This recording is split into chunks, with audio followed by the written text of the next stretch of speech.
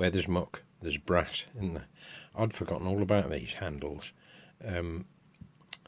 For a short time when I came back up to Coventry, because I used to live in the Badlands of Essex, and before I sort of got myself on my feet again, I stayed with me mother and my stepfather, very kind of them, and they've since passed on.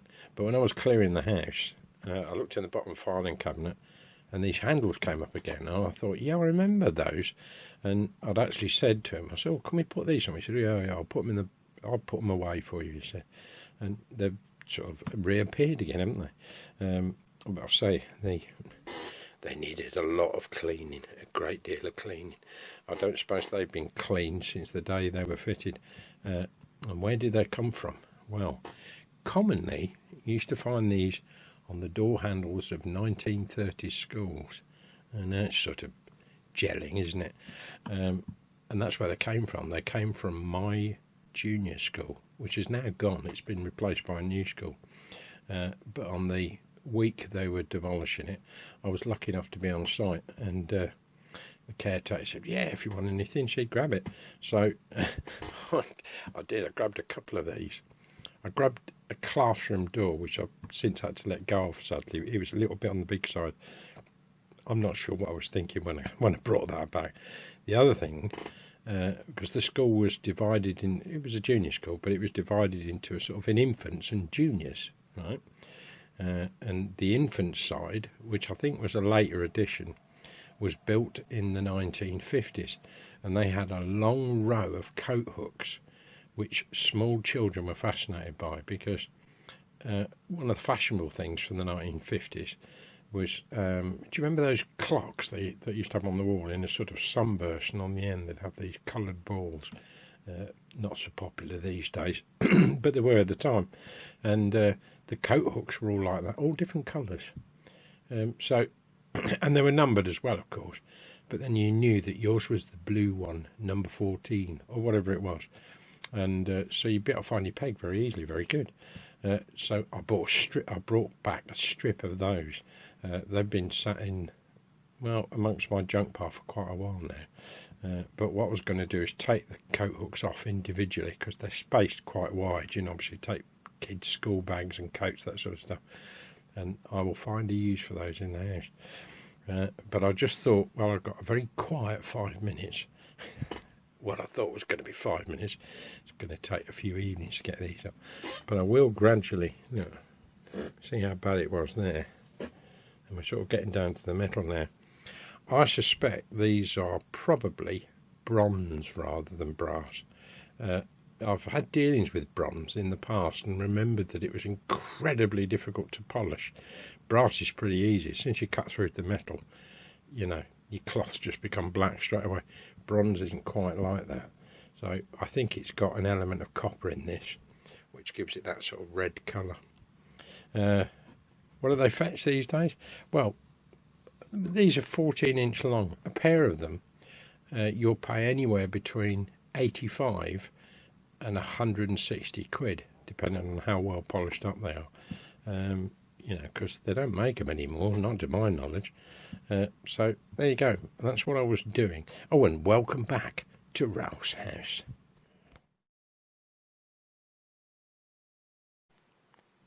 I tend to think that Wilko's slogan should be users or losers. An extremely good store saw Wilko, and I am mortified that they're going to go. I won't be the only customer who feels like that, and it's a bit like that. Well, not quite the same with Woolworths, because with Woolworths I tend to think they kind of deserved it, really, because they weren't selling really what people wanted. They should have asked their customers. But Wilko's practically got everything. Now, I've just spent £38 in Wilko today. Support Wilko, that's what I say. I don't think it will save the company. I don't think it's going to fold, and I think it's very sad, because what will happen is, as these stores continue to close, and people say, oh, I can just buy it online. Yes, you'll buy it online, and it will be coming from China, which is a dictatorship and a very aggressive country. And we'll be tied into it in the same way that the world was tied into Russian oil. You have to look further than your nose. And I'm not saying that products in Wilko don't come from China. I'm sure some of them do. But it's a huge difference now if you're also supporting local jobs.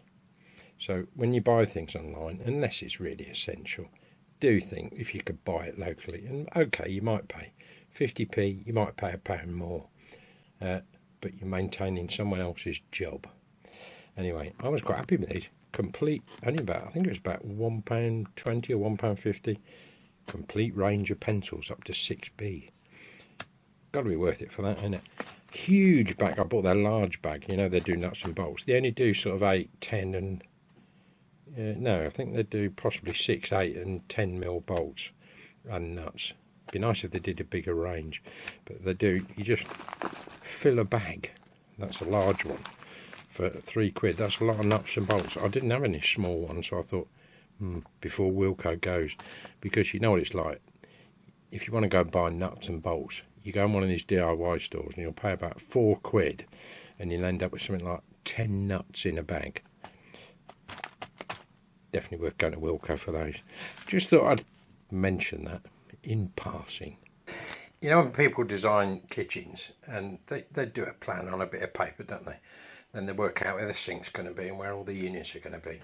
And what happens is after, and it happens to all of us, okay, you get your kitchen done, but there are things that aren't quite right, you know what I mean? So my thinking with the kitchen is put things where you think they should be, and then if they don't work, you can move them around.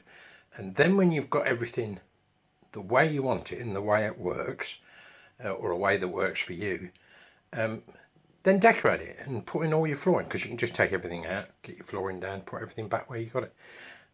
But I have a certain logic to this. Now, if we go down this end of the kitchen, which is going to be a little bit dark, I'm relying on the phone, the light on my phone, and yeah, I know these walls need doing, but they're not a big priority for me at the moment. It's all about practicalities. Now, I forget what the name of this type of shelving is. It isn't Dexian, is it? But it's very similar. But what I like about this stuff, my dad had, that's why I got it, because my dad had a lot of it, and it was supporting the weight of his sheet music.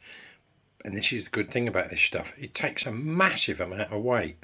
Well, when I was clearing my mother's house, they had these hardwood shelves each side of the fireplace. And it is really nice wood. I mean, it's not chipboard covered, so it's proper hardwood. But what I like about this compared to normal kitchen cupboards, it tends to be more women, I find. They like everything to disappear, you know what I mean? So they go out there and they've just got a totally white kitchen. Oh, look at my kitchen. Yeah, it's all right, but it probably doesn't work in the real world. It certainly doesn't work very well for men.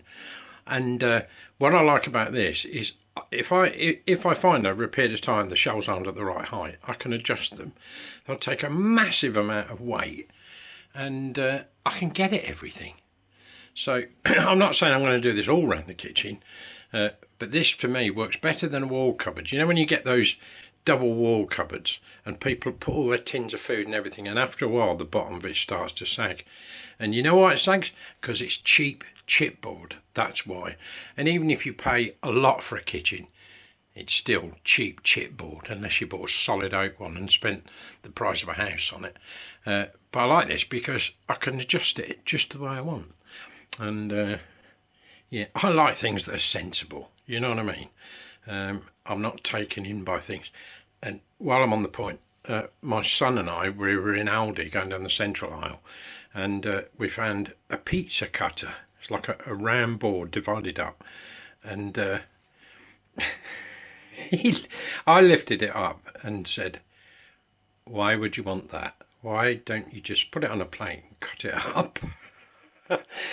And he put his head on my shoulder looking over the top, and he just said, "Capitalism."